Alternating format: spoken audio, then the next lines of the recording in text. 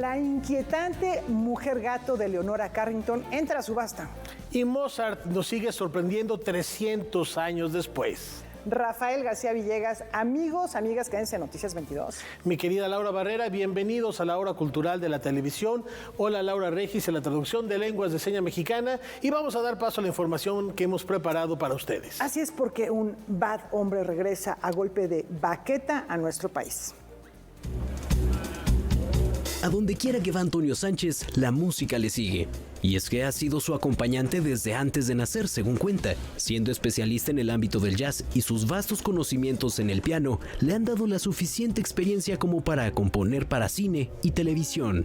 Hoy básicamente estoy terminando 2 series de televisión que me salieron. Una fue una serie británica que se llama Stags y otra fue una serie americana que se llama The Studio, que es la nueva serie de Seth Rogen. Y también me he vuelto muy bueno, ahora gracias a Birdman y que llevo haciendo 10 años Birdman en vivo, me he vuelto muy bueno a acompañar diálogo con la batería, ¿no? Sobre todo si es comedia. Y la de Seth Rogen es comedia, comedia, comedia. La producción es impresionante. La cantidad de apariciones de personajes ultra famosos que son ellos mismos en la serie, ¿no? Entonces Scorsese sale en el primer capítulo y él sale de Scorsese. De acuerdo con Antonio Sánchez, se prevé que la serie tenga su estreno a principios del siguiente año y poco a poco durante estos meses se publicarán algunos teasers.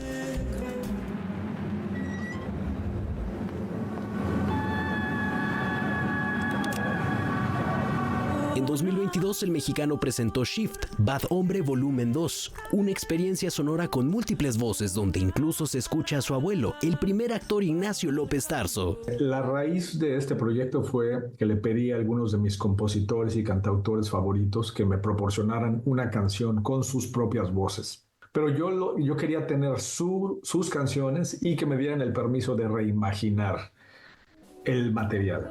Dave Matthews, Trent Reznor, Lila Downs, Silvana Estrada y Tana Alexa son solo algunos de esos artistas que han confiado sus composiciones al genio de Sánchez. El músico mexicano ahora regresará a la Ciudad de México para llevar al escenario del Teatro de la Ciudad Esperanza Iris el espectáculo de esta propuesta musical, una experiencia que el 5 veces ganador del Grammy describe como única e intensa. Lo que hacemos en vivo es que tomamos ese material y obviamente ahora lo transformamos, lo abrimos, ¿no? Porque yo soy músico de jazz, pero en el disco realmente casi no hay solos, ¿no? Yo no quería que fuera un disco de jazz, sino quería que fuera un poco más de música alternativa, digamos. En el escenario le acompañará la misma Tana Alexa como vocalista, Big Yuki en los teclados y Lex Sadler en el bajo. La cita para el concierto es el 1 de diciembre a las 18 horas. Los boletos se pueden adquirir a través de Ticketmaster. Tenga un espacio en su agenda, se abocará a ultimar detalles. Para Noticias 22, Rodrigo Peredo. México se hace presente en la Bienal de La Habana. Conozcamos a algunos de nuestros representantes en la 15ª edición de esta fiesta de arte en el Caribe. Junto con la Bienal de Venecia y Sao Paulo, la Bienal de La Habana es de los eventos de arte contemporáneo más importantes, solamente que responde a objetivos muy particulares. Es algo muy diferente al modelo contemporáneo de ferias, ¿no? Donde está más enfocado al coleccionismo. La Bienal está más enfocada al arte, dejando el coleccionismo completamente de lado, un poco más el arte por el arte. Para esta edición participan más de 300 artistas, de los cuales 200 son internacionales y más de 100 cubanos. México estará representado por 14 creadores, entre ellos Sergio Goodman, Enrique Argote y Victoria Molina. En sí es una esfera de 13 sombrillas de sol, un poco la sombrilla de sol siendo este elemento publicitario pues muy común de los lugares tropicales y de playas, pues va retacada de logotipos, ¿no? Es como un absurdo de la publicidad. La idea era la analogía de déjame, te doy un poquito de sombra y te quito tu fruta o tu azúcar, o tu petróleo, tu gas, etcétera. Diferentes compañías hay ahí del pasado y del pasado de Cuba y de la actualidad mundial.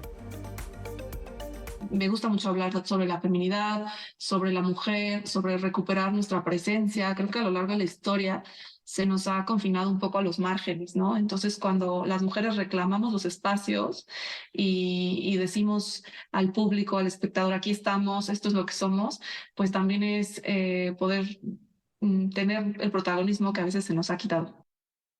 Todo está basado en una idea muy simple. Si tú recortas una figura en un papel, está la forma que recortas y también está lo que queda alrededor, que sería como la contraforma. Entonces, jugando con esa cosa de forma y contraforma, y se van alternando y así, se forma esta como composición que hice. La Bienal de La Habana inició en 1984, se realiza cada 3 años, llega a su edición número 15 y se realizará del 15 de noviembre al 28 de febrero del 2025. El encuentro de arte en Cuba reta a los creadores a adaptarse a las condiciones de la isla y gestionar sus propios recursos. Fue un proceso muy interesante para mí porque literalmente hice una escultura a distancia, por teléfono literalmente, mandando fotos, planos, instrucciones muy precisas. Llevar materiales a Cuba es muy complicado y muy costoso y lo más probable es que no lleguen. Entonces, hay que trabajar con lo que existe allá también. Noticias 22, Alberto Aranda.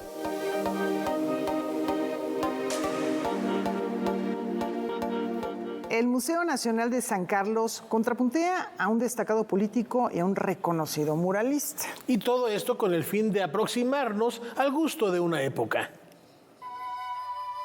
La exposición lo que busca es contraponer precisamente la idea de cuál es el arte que requiere nuestro país durante la posrevolución desde el punto de vista de Diego Rivera y por otro lado la mirada de un personaje como Alberto J. Pani, quien va a liderar o a preferir o a sustentar el gusto por lo europeo, por el arte mucho más tradicional, mucho más basado justamente en lo que por un tiempo se creyó el verdadero arte. Contrapunto está dividida en núcleos donde podremos apreciar diferentes formas de entender el paisaje y la representación masculina y femenina. Además, encontrarás obras de la colección del museo y otras piezas de artistas predilectos de Diego Rivera. Estos mexicanos que estaban tratando de entenderse en este México del porfiriato, que también tenían una descendencia europea, muchos de ellos querían obras europeas para adornar sus casas y que tuvieran también cierto prestigio y que hablaran también de un pasado que ellos no vivieron. Por ejemplo, vamos a ver muchas escenas rurales, que es la idea de la melancolía que te produce ciertos paisajes de ciertos lugares que igual no conoces y que nunca vas a conocer, pero que te recuerdan que vienes de una familia europea y que vienes de allá. Destacan en esta muestra las creaciones del pintor mexicano Leandro Izaguirre, no solo sus óleos, sino también las acuarelas, que dialogan con las de otros artistas que dejan expuesta la complejidad de esta técnica. Que nos visiten, que el museo tiene una oferta amplia y bastante interesante y divertida para todas las audiencias. Contrapunto estará en el Museo Nacional de San Carlos hasta el mes de febrero de 2026, de martes a domingo, en un horario de 10 de la mañana a 6 de la tarde. Para Noticias 22, Iván Ramírez. Humor, ternura y caras pintadas de blanco. Clowns de todo el mundo se reúnen de nueva cuenta en nuestro país.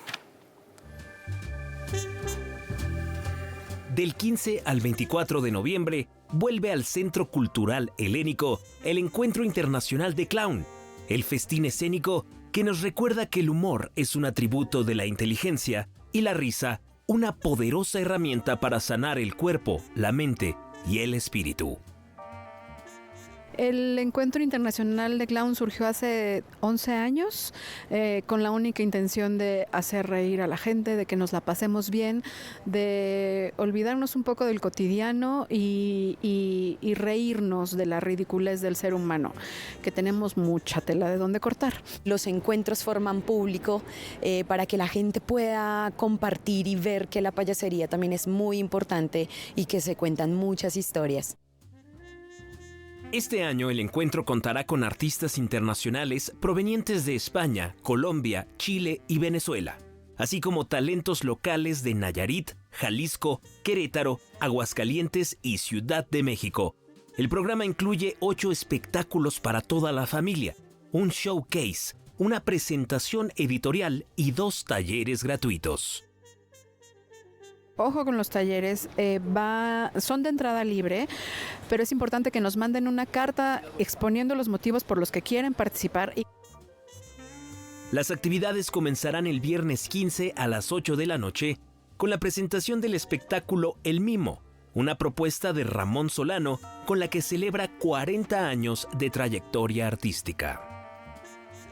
Es muy especial venir a presentar aquí y celebrar 40 años de trayectoria, de estar trabajando en la calle de la Ciudad de México, particularmente en la Alameda Central, y después desde el 87 en la tradicional Plaza de Coyoacán. Entre los invitados internacionales, destaca la participación de la actriz y clown colombiana Tatiana Torres, protagonista de la obra La Perdida o La Pérdida, la historia de una payasa que, luego de experimentar la ausencia de su mejor amiga, se encuentra sumida en una profunda tristeza. Todo esto la lleva a un viaje de tenerse que volver a reencontrar en este lugar de pérdida y de asumir también las pérdidas, y finalmente encuentra apoyo en la comunidad. A partir de mañana, el Centro Cultural Helénico ofrecerá al público diversos descuentos y combos para disfrutar en familia la gran fiesta del clown. Noticias 22, César H. Meléndez. Una toma, una coreografía y 1,000 euros. La danza conquista el mundo virtual. Con el propósito de fomentar la creación coreográfica contemporánea independiente, la BSS Compañía de Danza crea y organiza la 3ª edición del Premio Internacional de Coreografía en Línea, Plano Secuencia. Se convoca a nivel internacional a bailarines, coreógrafos, y si bien es una convocatoria de danza contemporánea, esto no limita a ninguna disciplina, ¿no? Aquí hemos tenido participantes de danza folclórica, de danza clásica, de danza buto, de danza tribal, de performance. Entonces, pues bienvenidos todos. Y la dinámica es que se graben en una sola toma de una coreografía de mínimo 8 minutos, máximo 10 minutos, y que tenga al menos 2 paneos la cámara. El equipo que sea elegido ganador se llevará 1,000 euros de premio. Pues se seleccionan hasta 25 coreografías y sirve también como una plataforma de visualización padrísima a nivel nacional e internacional. La convocatoria cerrará el 18 de noviembre y está disponible en las redes sociales de la BSS Compañía de Danza. La danza sana, y el que se puede mover ya puede bailar. Que sean todos bienvenidos y que se animen a usar la danza como una medicina corporal, ¿no? Y también del espíritu. Noticias 22, Óscar Cortés. Les hablamos de un niño prodigio que tuvo un oído perfecto. Su estilo revolucionó el jazz y la manera de interpretar el piano.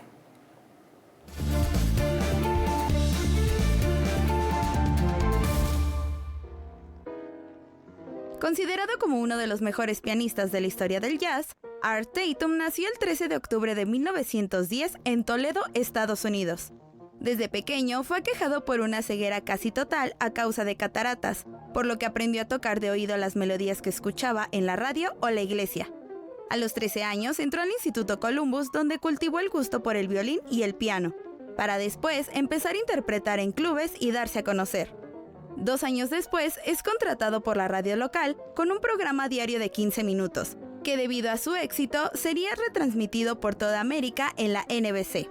En 1932 viaja a Nueva York para acompañar a la cantante Adelaide Hall, con quien hizo su primera grabación. Al año siguiente graba para el sello Brunswick sus primeros éxitos a piano solo como Tiger Rag o Tea for Two, que causaron sensación. En 1943, Tatum rompe con las actuaciones en solitario y forma un trío con el guitarrista Tiny Grimes y el bajista Slam Stewart, llegando al punto máximo de popularidad. Fue una de las figuras del jazz invitadas para el célebre concierto organizado por el Metropolitan Opera House de Nueva York, estableciéndose como una figura mítica del género. En 1953 firma un contrato con Norman Granz y graba en menos de 3 años un número impresionante de discos en solitario.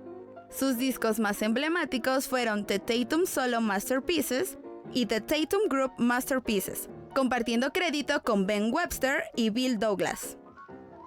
El 5 de noviembre de 1956, Art Tatum falleció, y sería hasta 1989 cuando se le otorgó de manera póstuma el premio Grammy a su carrera artística. La carrera de Art Tatum dejó una huella imborrable por su extraordinario talento, que ha permanecido como una gran influencia incluso para las generaciones actuales. Para Noticias 22, Carolina Martínez. Entre muros y migraciones se visibilizan aquellas historias que provocan la reflexión. La Casa Refugio Citlaltépetl, espacio cultural de la Ciudad de México que por años brindó cobijo a escritores exiliados y perseguidos, abre sus puertas al trabajo de la artista visual y documentalista Carolina Kerlow. Bajo el título de Muros y Migraciones, la creadora mexicana propone una reflexión profunda sobre la dimensión humana del fenómeno migratorio, una realidad ante la que no podemos permanecer indiferentes. Yo lo quiero ver desde la empatía, desde la solidaridad, como abrir los ojos a lo que está pasando. Si uno lee el periódico, todas las mañanas hay miles, millones de gente que sale por necesidad de sus países, de África, de Asia. Bueno, ahorita la guerra en Gaza. Y como artista visual, pues uno quiere, o como cineasta, pues contar estas historias y hacerlas visibles. La muestra está conformada por distintas series que el artista ha producido durante los últimos 8 años. Una de ellas fue detonada por la llegada de Donald Trump a la presidencia de Estados Unidos y a sus declaraciones incendiarias sobre la construcción del muro fronterizo. Sin embargo, más allá de las coyunturas, su interés por las migraciones inicia con su propia historia familiar. Mi papá nació en México, pero sus papás eran exiliados de Rusia, y mi mamá y mi abuela llegaron a México en la Segunda Guerra Mundial. Entonces esta historia familiar también me toca, y México les dio asilo, les abrió los brazos. Alrededor de 35 obras entre pinturas, collages, fotografías y un bordado integran la exposición. Los cuadros que hay en torno al exilio de mi madre también están basados en un documental que hice que se llama Ciutat Travesías, que cuenta toda la historia desde la salida de ella y su mamá de Polonia y su llegada a México. La muestra podrá ser visitada por el público hasta el viernes 15 de noviembre en la Casa Refugio Citlaltépetl. Noticias 22, César H. Meléndez. Jorge Volpi, en busca de una verdad, se ha topado que somos resultado de lo que contamos, y así se inventan todas las cosas. Es una larga historia de estas ficciones políticas, sociales, familiares, religiosas, artísticas, desde la antigüedad hasta nuestros días. En su más reciente libro, Jorge Volpi va desde el Big Bang hasta el día de hoy para mostrarnos que los seres humanos somos aquello que nos contamos. Una historia de la humanidad a través de las ficciones que la humanidad se ha ido creando. Y claro, es un libro de historia, uno lo encuentra en una librería en el apartado de no ficción. Entonces ahí ya venía la primera paradoja, es una no ficción sobre la ficción. Y entonces yo dije, tiene que tener también un poco de ficción. Entonces la ficción está en estos dos personajes de la historia, ¿no? Felice Bauer, que era la novia de Kafka, y Gregor Samsa, el bicho de la metamorfosis o la transformación, los dos nombres que tiene este pequeño libro de Kafka. La invención de todas las cosas, libro publicado por Alfaguara, es una historia sobre cómo a diario construimos y reconstruimos la realidad por medio de la imaginación. La imaginación es el mecanismo y la ficción es el resultado. ¿no? O sea, el mecanismo de imaginación es ese por medio del cual a los patrones que traemos de la realidad los vamos almacenando, adelgazando, haciendo más generales, modificando en el proceso. Nunca el recuerdo es lo que realmente vivimos. Esos patrones se almacenan y luego en cierto momento necesitamos revivirlos para con esos crear imágenes del futuro y de qué vamos a hacer después. Con información de Alberto Aranda, Noticias 22. Como ayer les informamos, el sábado falleció a los 91 años Quincy Jones, un compositor, productor, director de orquesta, sin el que no podríamos narrar las últimas, 6 décadas de la industria musical. Aquí un ejemplo de esa trascendencia. Lionel Richie, uno de los artistas con quien Quincy Jones coescribió We Are the World, describe al compositor como el maestro de orquesta. Michael Jackson fue el artista más relevante en la carrera de Jones, ya que con la ayuda de su versatilidad e imaginación, ayudaron a desencadenar los talentos del cantante mientras pasaba de estrella infantil a convertirse en el rey del pop. Llegando juntos a su etapa más alta de fama al lanzar el álbum en solitario Off the Wall, que vendió más de 20 millones de copias. Quincy vio frente a sus ojos la evolución tecnológica musical al pasar del formato de los discos de 78 revoluciones, los acetatos y cassettes, hasta la era de MTV.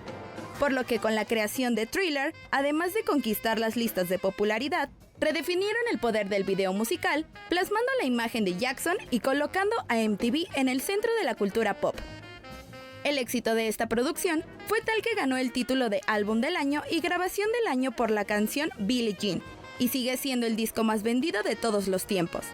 Pero no solo Michael llegó a ser lo que fue gracias a Quincy, sino también artistas como Dizzy Gillespie, Frank Sinatra y Ray Charles, quienes fueron lanzados al estrellato por su influencia.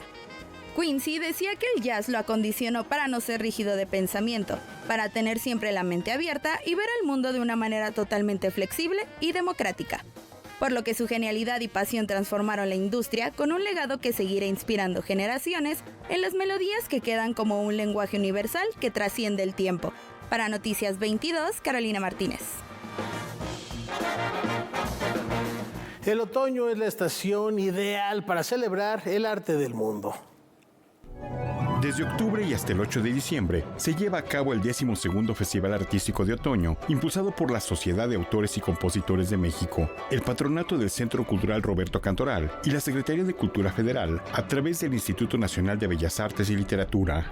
Dentro de esta edición, el jueves 14 de noviembre, se llevará a cabo el concierto de premiación del concurso de composición Arturo Márquez, destinado a compositores menores de 40 años y que este 2024 recibió obras de 77 creadores de diferentes países.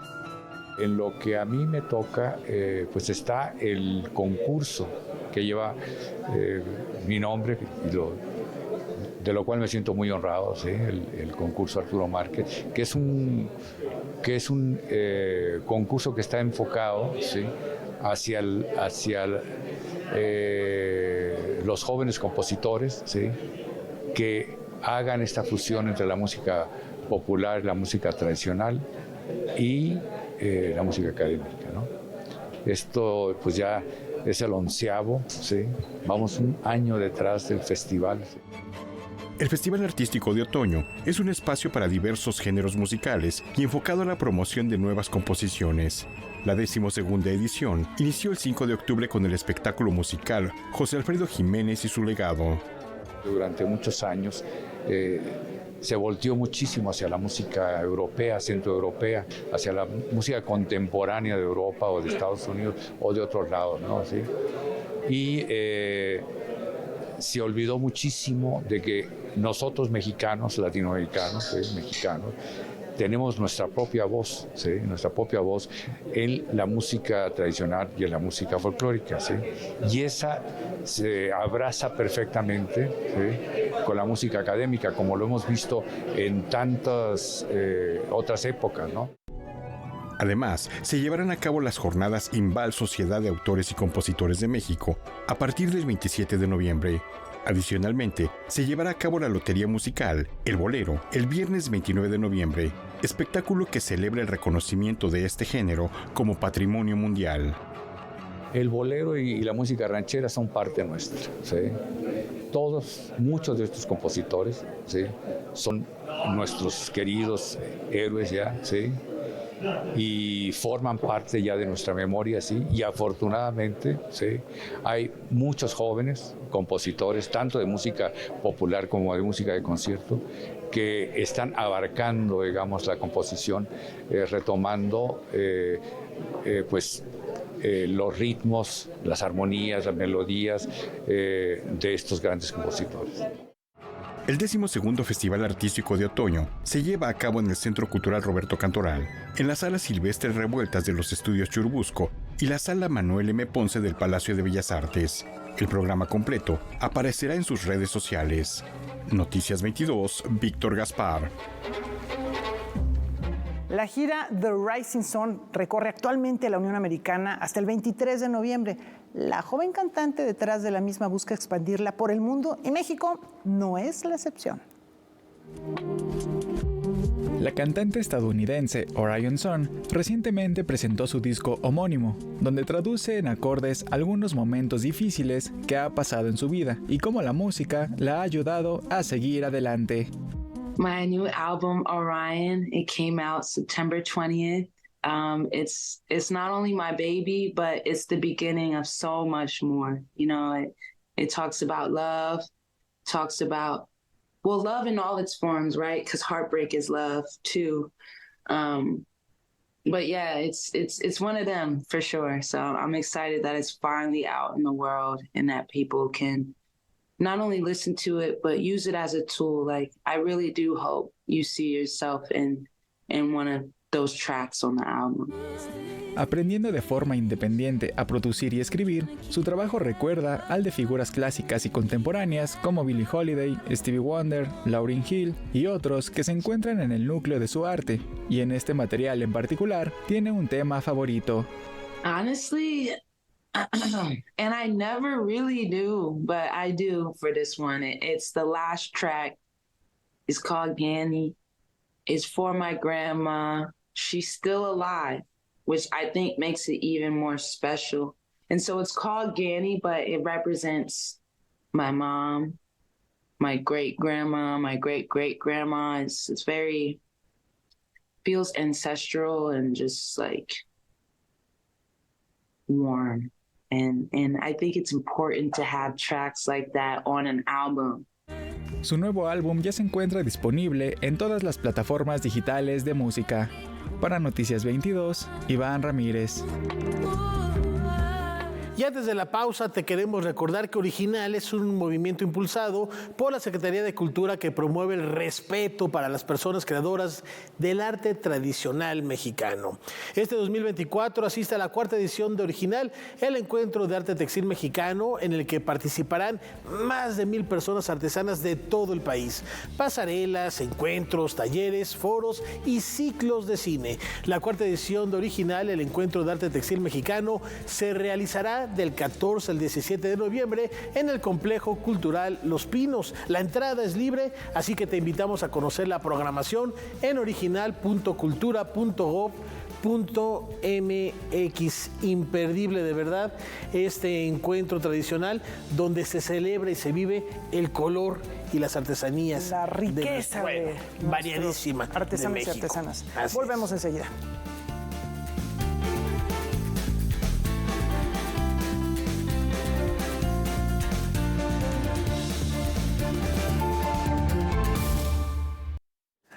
Como cada semana, volvamos la mirada y provoquemos el diálogo y la reflexión desde la zona violeta.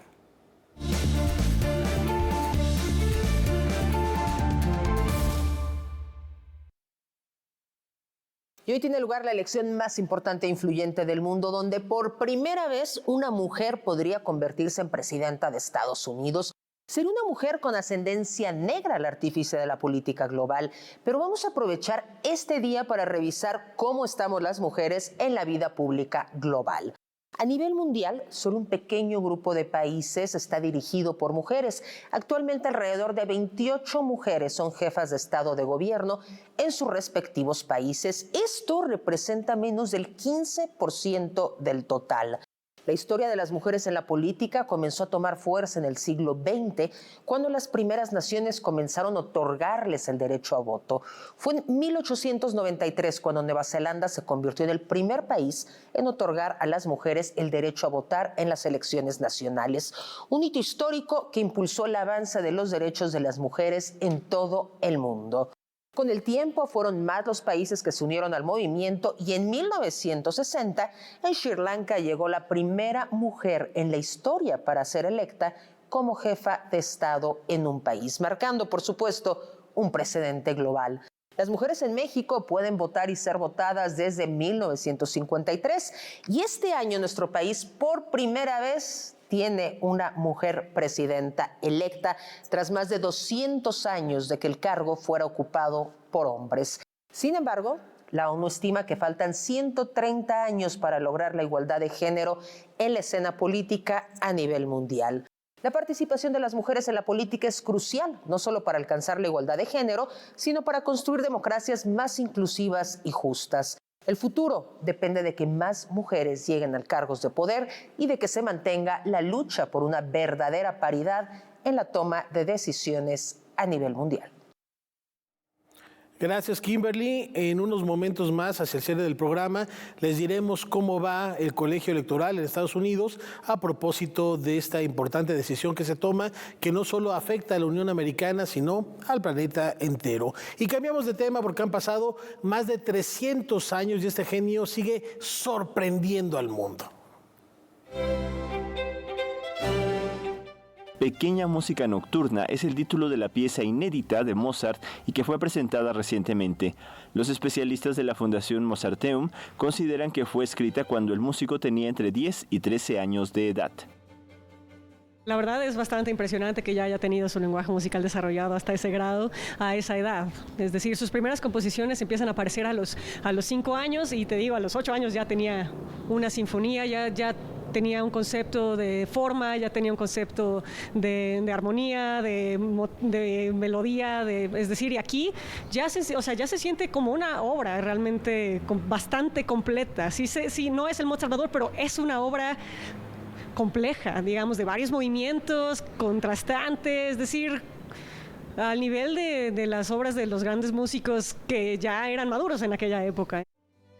La pieza está integrada por 7 movimientos, ejecutada por un trío de cuerdas con una duración de 12 minutos y realizada alrededor de 1760.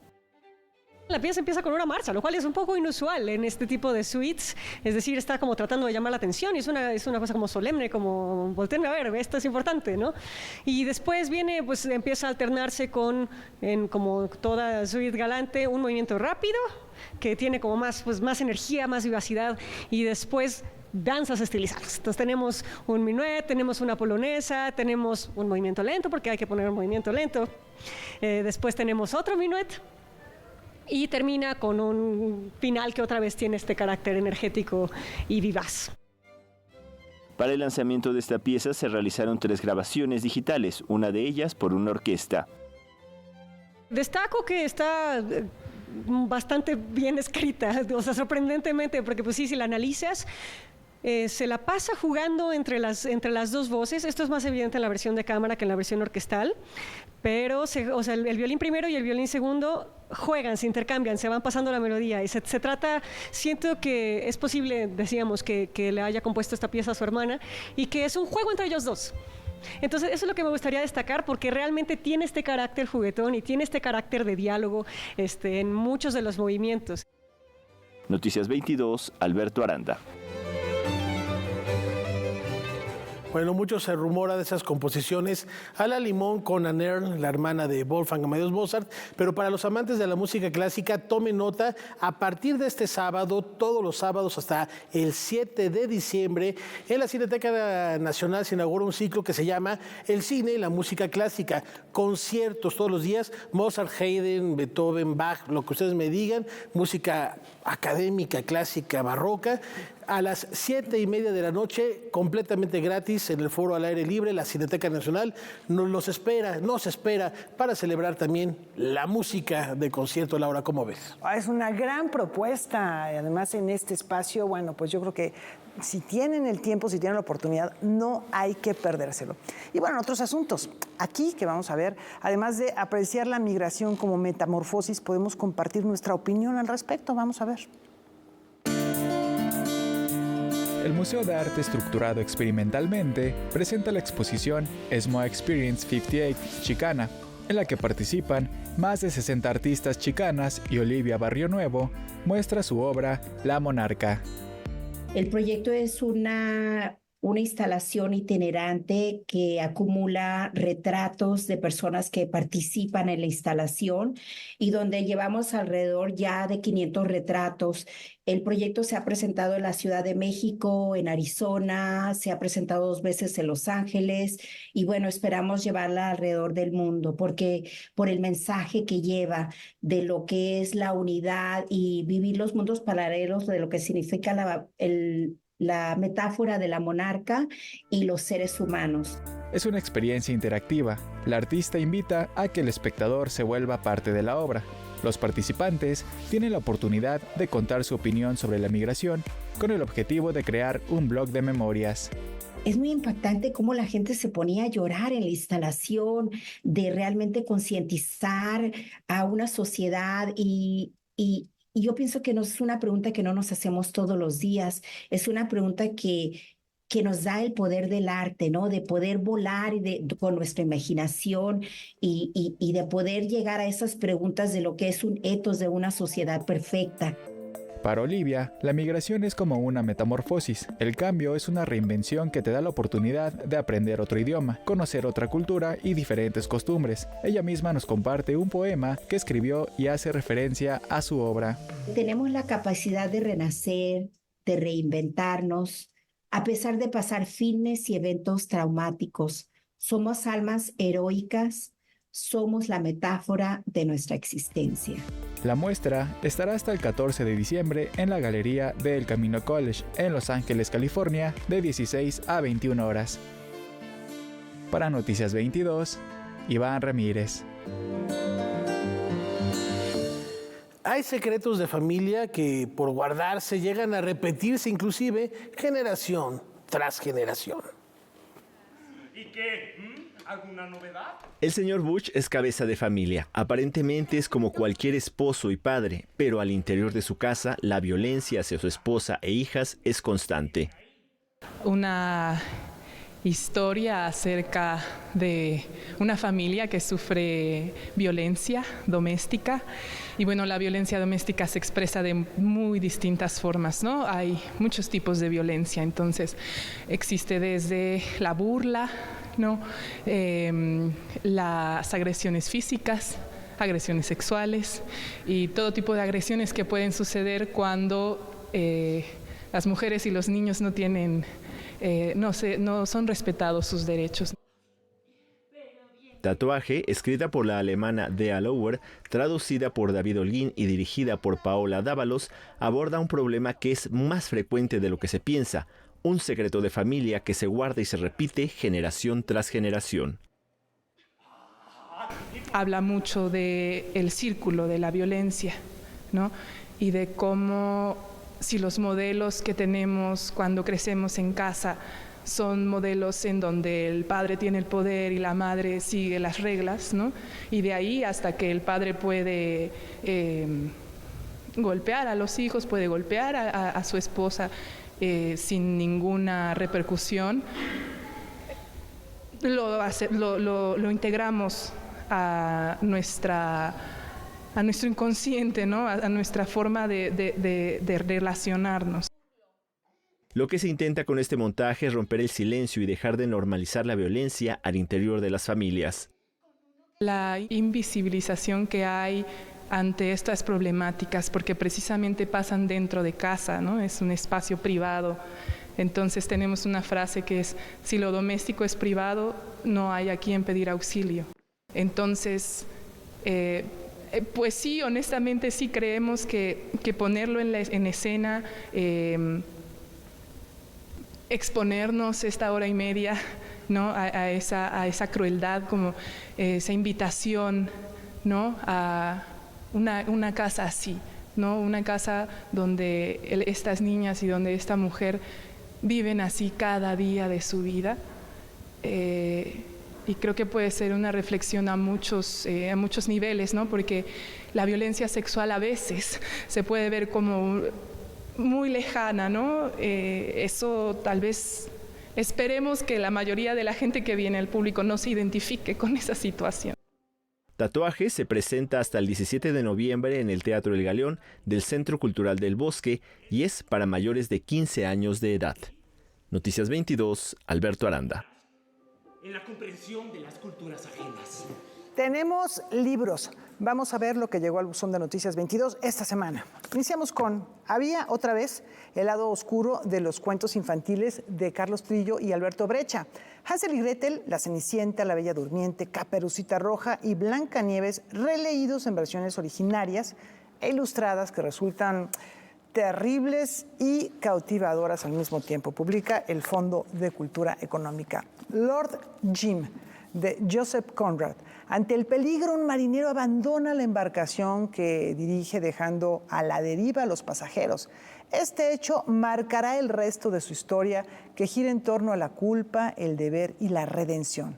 Edita Alianza Editorial. ¿Y qué hago? Mis padres están envejeciendo, de Yolanda Burgos. La psicoterapeuta y gerontóloga ofrece una guía para entender y afrontar esta etapa de la vida de manera empática y respetando la dignidad humana. Publica Hachette Actualidad. Bueno, hay 3 propuestas completamente distintas, a ver cuál les gusta, o las 3, ¿no, Rafa? Los cuentos son interesantes, ¿eh? Sí, las versiones originales siempre fueron muy oscuras, de los hermanos Grimm y todo eso era terrorífico. No lo que nos mostró. No eran para niños, ya después se disneyficaron un poco. Sí. Pero están interesantes las 3 propuestas y habrá que leerlas. Claro que sí. Y diseño y modernidad hacen eco en la sociedad.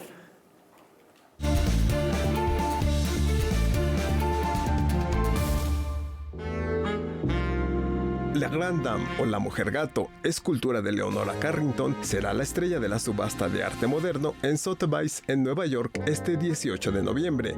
Elaborada en 1951, se espera que su precio alcance entre 5 y 7 millones de dólares. Esto podría aumentar, puesto que en mayo pasado, Les Distractions de Dagobert rompió récord cuando se vendió en 28,5 millones de dólares. La pieza tiene una altura de 2 metros 3 centímetros, hecha de madera, con pinturas del artista.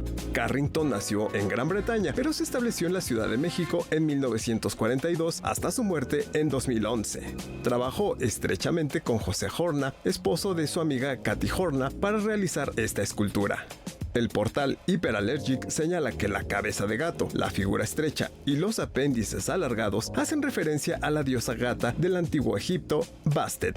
Esta deidad protegía al Bajo Egipto de las enfermedades y los malos espíritus, y también era considerada símbolo del embarazo y del parto. En la parte frontal de la pieza, Carrington pintó a una mujer con un ganso por cabeza que ofrece un huevo a un personaje frente a ella. En la parte posterior muestra el intercambio del huevo cuando representa a una deidad en forma de lobo que sostiene un espíritu que encarna una semilla de león.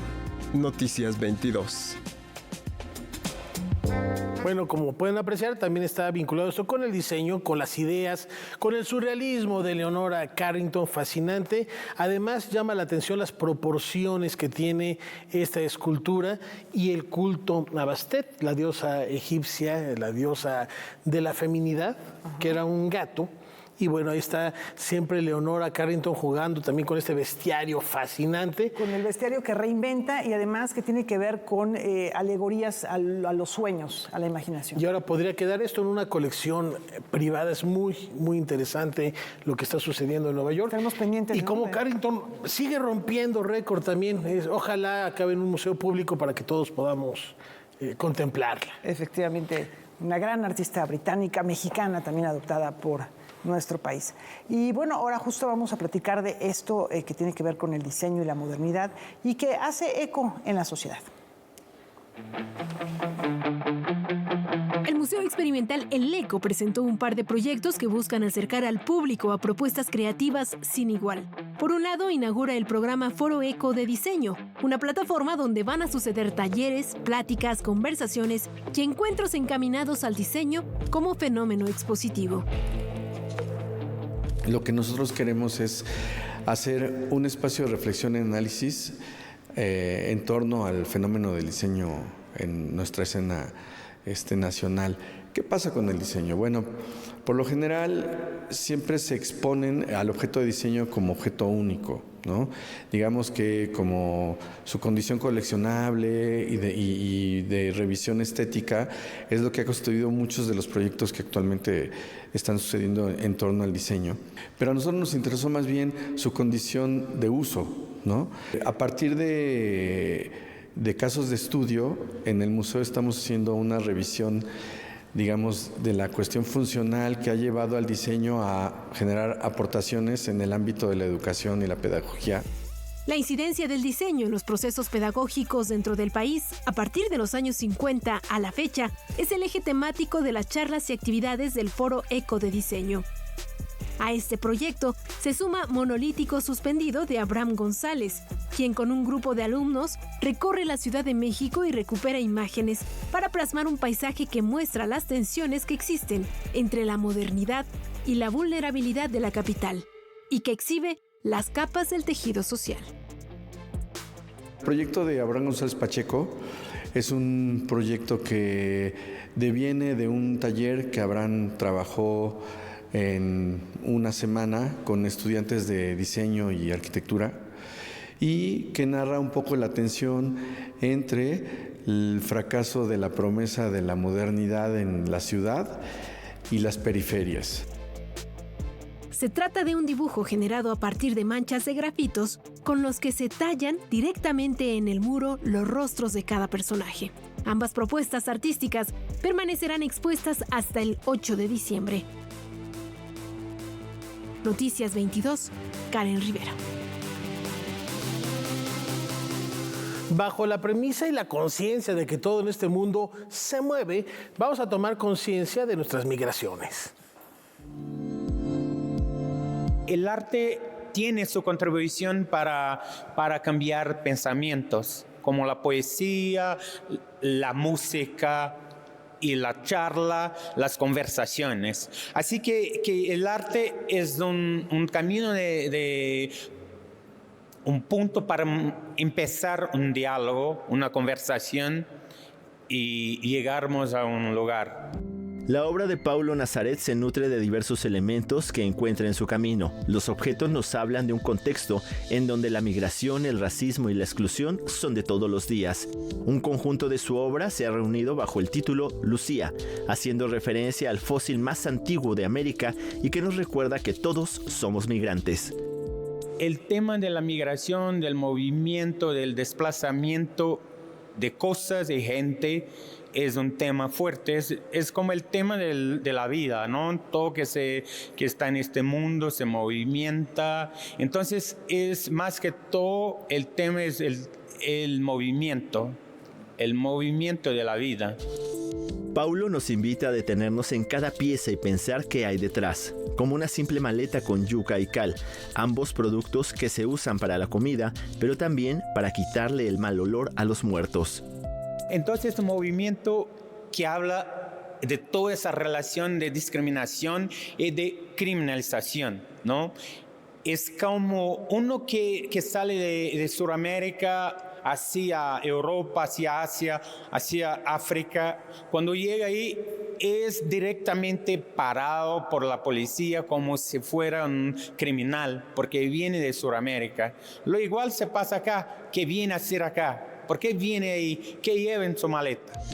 Otra de las piezas que destaca de la muestra que presenta el Museo Tamayo son una serie de muñecos de Memín Pinguín, con una máscara blanca elaborada con cal y otros productos. El objetivo es blanquearlo, pero también protegerlo y purificarlo, tal como se hace en la santería. Fue muy fuerte en México, en el imaginario, que esta tomada del niño negro como un pendejo, y lleno de cositas que está siempre haciendo pendejadas, ¿no? Así que esto alimenta el pensamiento estereotipado sobre la gente negra. Y esto es pensar también sobre esta relación, ¿no? La tercera raíz de México.